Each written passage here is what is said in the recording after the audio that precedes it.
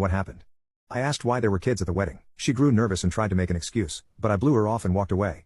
I tried calling my fiancée because I wanted an answer, but I couldn't reach her. 10 minutes later, a car pulled up, and it was my fiancée. She smiled at me, confused. I was very angry at this point.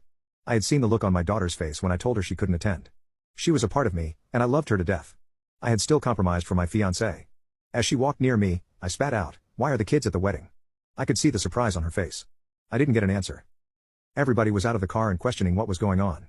I asked her again, "Why are your daughters and nieces, practically every child in your family, there at the venue? This is a no-kids wedding, right?" She started off, saying she could explain. I waited.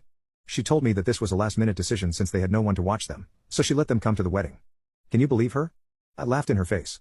I asked her if she thought I was a fool. I told her she knew how badly I wanted my daughter to be there, and she had insisted on this no-kids rule. And now she was telling me that this was a last-minute decision? I laughed in her face again. I asked her where she had managed to get matching dresses at the last moment. Her mother came up to me and asked me not to make a scene over such a small thing, and I lost it. I yelled at her to back off. I glared at her and asked how she would feel if her fiancé's daughters and nieces were all there at a no-kids wedding and her daughter wasn't. That shut her up. Her father didn't know what was going on. He asked his daughter about it, and she started tearing up. I was raging though. I asked her if this is what she meant by starting a family. I told her my daughter seemed to be nowhere in there. She started saying that it was a mistake. She apologized and tried to hold my hand, but I stepped back. I told her this wasn't what I had envisioned when I proposed to her. I walked back inside and went up to the minister. I took the mic from him and announced myself. I told everyone there was a change in plans. She came running in at that moment. I announced that the wedding was off and made the reason very clear too. I didn't want to be